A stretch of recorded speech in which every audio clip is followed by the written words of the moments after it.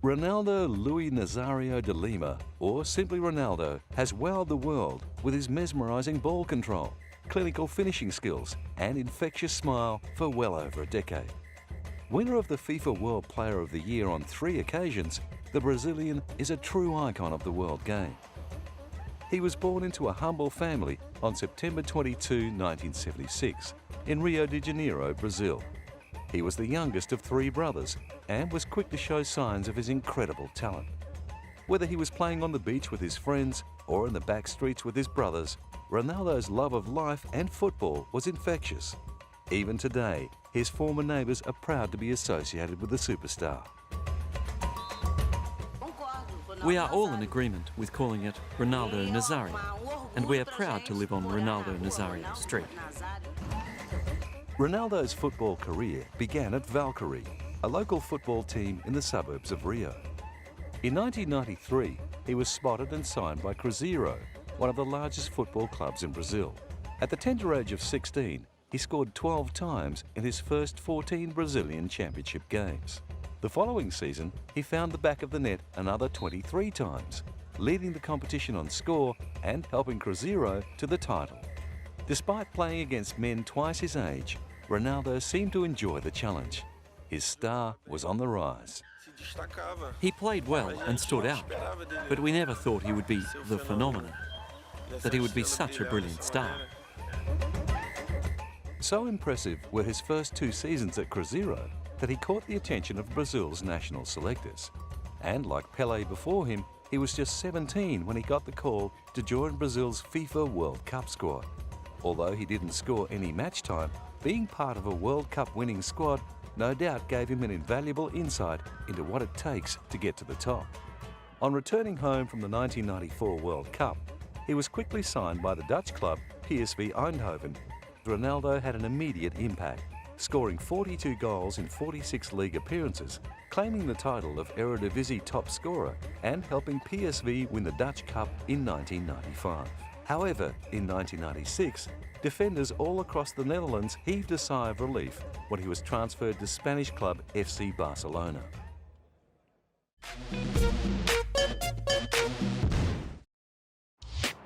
Although Ronaldo's stay at Barcelona was only brief, he beat the goalkeeper a remarkable 47 times in only 49 games, leading Barca to the UEFA Cup Winners' Cup, Copa del Rey and Supercopa de España. He also claimed the La Liga Top Scorer award with 34 goals from 37 appearances, before being transferred to Inter Milan. Ronaldo is free of any contractual obligation to FC Barcelona after having validly bought out his employment contract with the Spanish club. Signed for a then world record fee, Ronaldo's transfer to Inter would present the budding international star with brand new challenges, as he helped Inter Milan to the UEFA Cup win in 1998. But then in November 1999, tragedy struck, when his knee buckled under him, forcing him to limp from the field. Returning too soon to the field in 2000, he injured his knee for a second time. After lengthy rehabilitation, Ronaldo finally made his return to football in early 2002. The phenomenon ended up playing just 16 games for Inter before being transferred back to Spain, but this time to Real Madrid. To put it mildly, the excitement surrounding Ronaldo was reaching fever pitch. Within the first day of signing for Real, his jersey sales broke all previous records. The knee injury is now a distant memory, and Ronaldo was back to his entertaining best. I want to thank Real Madrid President Florentino Perez for doing everything to bring me here. I also want to confirm that I had a very great desire to come to Real Madrid, and I have a great responsibility. And I hope to respond with goals and some beautiful play so that I can live up to everything that's expected of me. His first season back in Spain saw him score 30 goals. Ronaldo's signing came during the Galacticos phase of Real Madrid's history. His was the third of 4 major signings that took place over a 4-year period. Luis Figo, Zinedine Zidane and David Beckham were the other 3. Real failed to meet fans' expectations. After 3 consecutive untrophied seasons between 2004 and 2006, injuries and weight issues led to Ronaldo falling out of favour with manager Fabio Capello and was transferred to AC Milan in 2007. The transfer to AC Milan left many of his former Inter Milan fans with a bad taste in their mouth. With his hasty departure from Inter in August 2002 still fresh in their minds, Ronaldo asked for their respect. I expect the respect of the people who have been with me, and that now, obviously, will no longer be on my side. Respect, I believe, is the most important thing. My story with Inter Milan is a very beautiful one, but one that ended badly.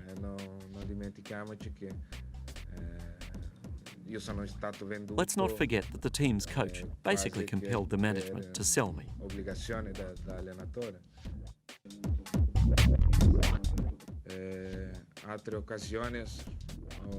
On other occasions, I have refused money, choosing the sporting challenge.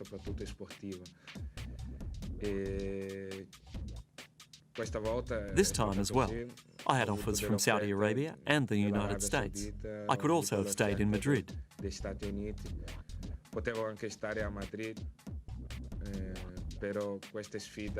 But the challenge to come to AC Milan and show the whole world that my story is not over is a great motivation for me.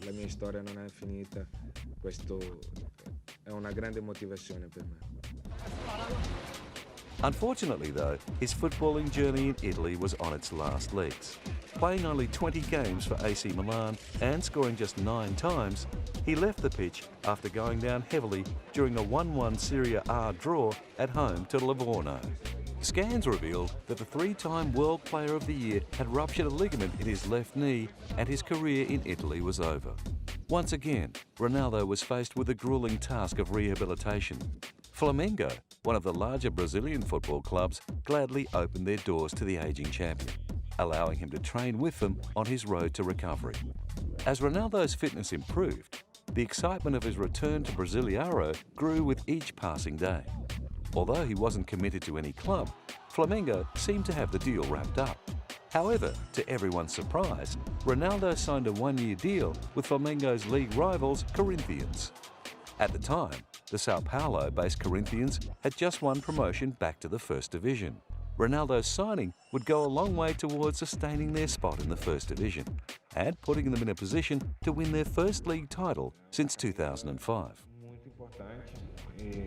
It's a very important jersey, and I'll carry a huge responsibility. I'm sure that I'll be the most in demand during training, and I'm sure that I'll be the most demanded in games, and I will not run away from this responsibility. I will honour the Corinthians jersey from beginning to end. Flamengo fans clearly felt Ronaldo should have been honouring their jersey instead. Flamengo fan Marcos Perano found some solace in the thought that the man upstairs would take care of Ronaldo's sinful decision to play for the Corinthians. I feel sad because what this guy did to us is very sad, but he will pay. The man up there is watching, and he will pay the way the man up there chooses. I'm sure the man up there will not forget him. Now in the twilight stage of a long and brilliant career, it is doubtful he will ever get back to the form that saw him win 3 World Footballer of the Year awards. With a club career that spans more than 15 seasons, Ronaldo has earned his reputation as one of the best strikers to grace a football pitch. Topping the league scoring 4 times and winning the European Golden Boot in 1996-97, it is fair to say that it was not the defenders but injury that prevented him from kicking more goals.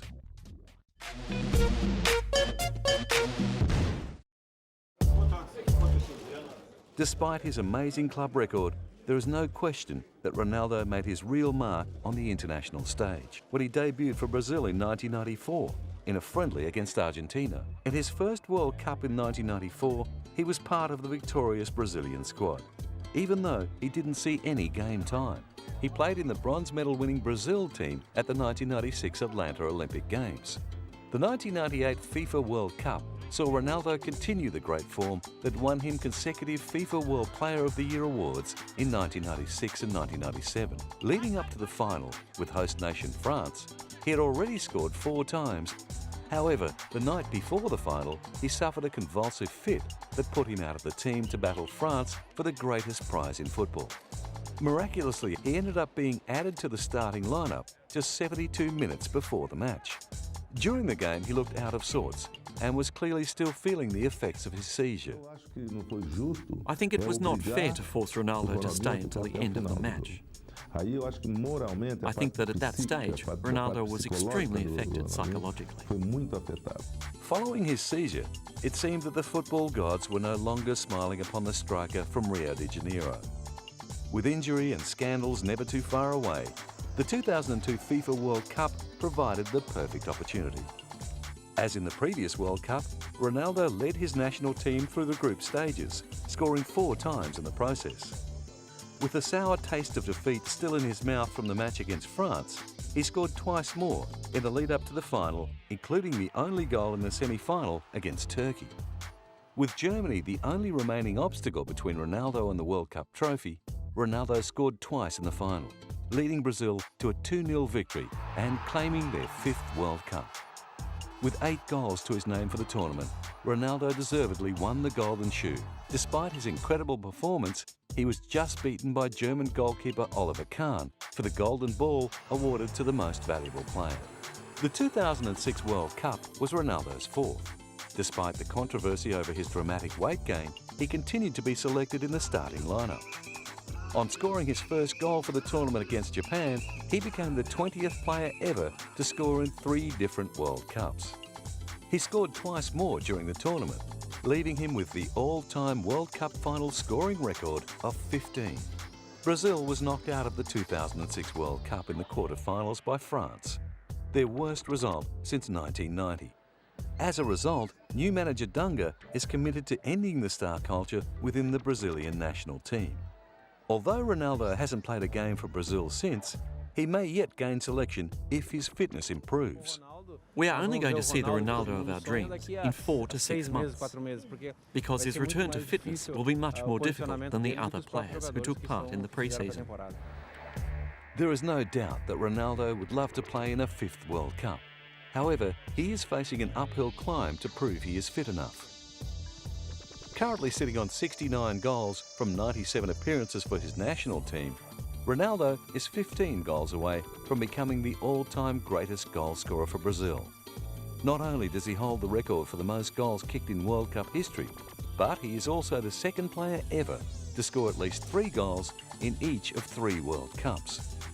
Despite being pipped at the post in 2002, he had already claimed the World Cup Golden Ball in France in 1998.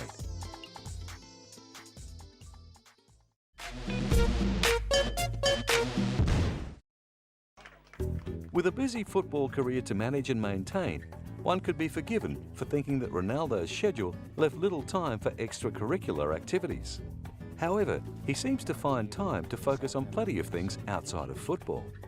In April of 1999, he married his first wife, female Brazilian footballer Milene Domingues. Taking an unorthodox approach to romance, Ronaldo proposed to Milene after seeing her play football on television. The marriage lasted 4 years, during which their son Ronald was born in April 2000. His second marriage, this time to Brazilian model Daniela Ciccarelli, moved along a lot faster. In 2005 they got engaged, had a wedding costing approximately €700,000 and then separated, all in the space of 3 months. Riaka Oliveira was another of Ronaldo's high-profile romances. Riaka Oliveira, who is known all over the world for her modelling work with designers like Dior, Chanel and Victoria's Secret, dated Ronaldo up until December of 2006. In April 2008, there was one brief liaison that Ronaldo may wish to forget. The scandal that involved the striker and 3 transvestite call girls not only brought him bad press, it also put him in hot water with girlfriend Maria Beatrice Anthony, who has since had his daughter. However, not all of Ronaldo's off-field antics revolve around scandals or romance. He also puts a lot of time into charities. During his career, he has been the Goodwill Ambassador for the United Nations Development Programme, where, alongside other greats of the game, he runs workshops for underprivileged children, as well as playing charity matches to raise money and other worthy causes like ending poverty. My involvement started a long time ago. In the year 2000, I was invited by the United Nations to be a Goodwill Ambassador. This involves a lot of projects and missions around the world, always trying to achieve peace and finding solutions and money to fight against poverty.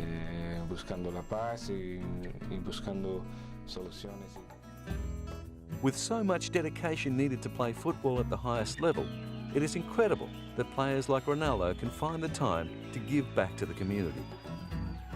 It has set a great example for the next generation of elite footballers to follow.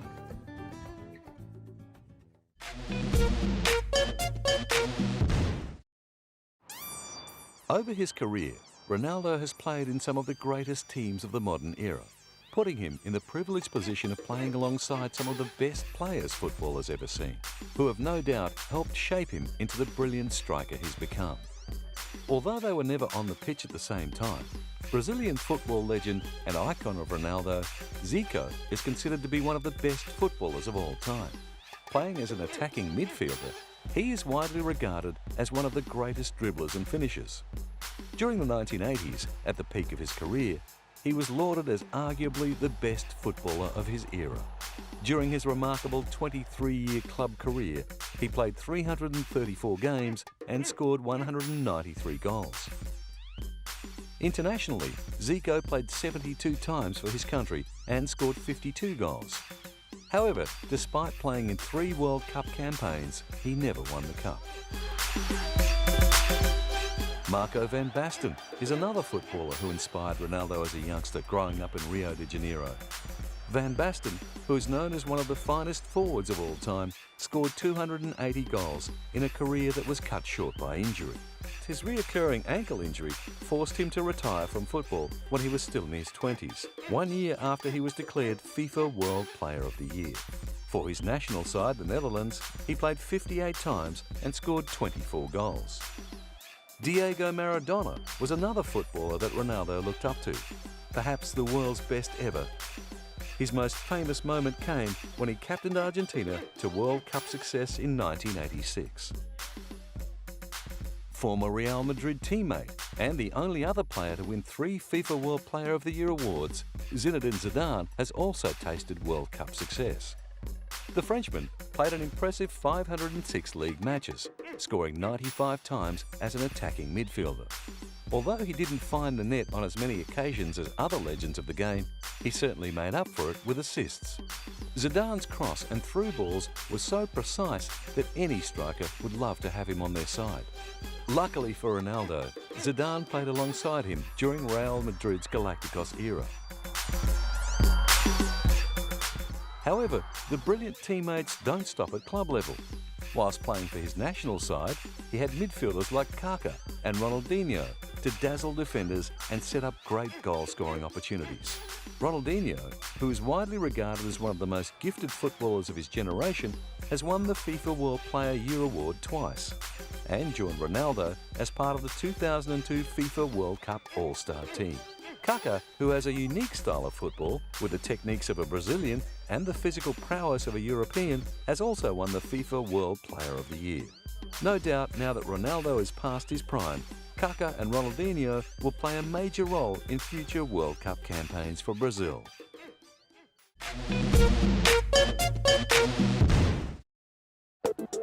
Ronaldo's fun personality and infectious smile, not to mention his incredible football talent, made him one of football's first marketable superstars. With over 190 million football-mad people living in Brazil, any player who makes it to the national side is crowned an instant hero. And one as talented as Ronaldo, who wins his country a World Cup, becomes a football god. Like the legends before him, Ronaldo was awarded the honour of leaving his footprints at Maracana Stadium's Walk of Fame. In June 2004, his footprints joined the likes of Brazilian football stars Pelé, Zico, Romario and Zagallo. Maracana Stadium will be the home of the 2014 World Cup, the second time the stadium will host the event. The stadium is an icon of football in Brazil, and Ronaldo was overwhelmed by the honour. I am privileged because I can do what I enjoy. To be rewarded as a player who is making history through his tribute. While he was recovering from his knee surgery in 2000, he funded a Brazilian version of the Valladolid debate by French playwright Jean-Claude Carrière. The play, which is set in the 16th century, explores the treatment of Indians in newly discovered South America. I believe that this is a beautiful thing. Essa iniciativa do Ronaldinho era pioneira, é uma iniciativa absolutamente nova e certamente. I'm doing this from the heart, trying to motivate people to go to the theatre more. Dessas duas coisas chamadas essa cultura do teatro, que é a cultura elitizada, e a cultura popular. It's not only the arts that Ronaldo has ploughed his money into.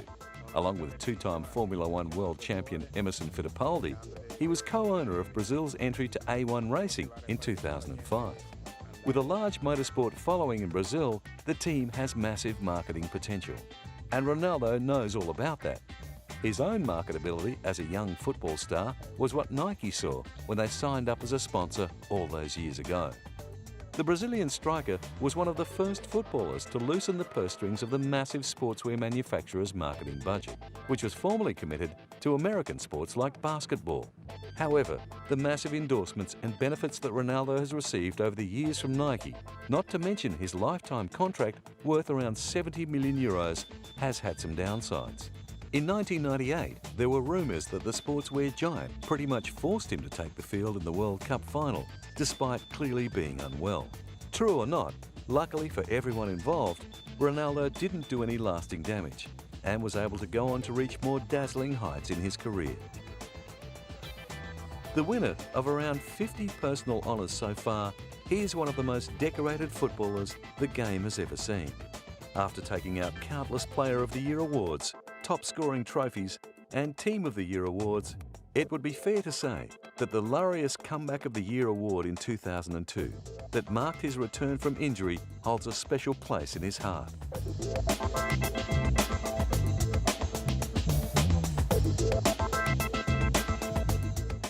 With a brilliant career drawing to a close, Ronaldo has achieved everything a footballer could wish for. He's won titles at every club he's played for. And that's just the tip of a trophy cabinet overflowing with hallowed treasures. The most notable of which would be his 3 FIFA World Player of the Year awards and his 2 Ballon d'Ors for the European Player of the Season.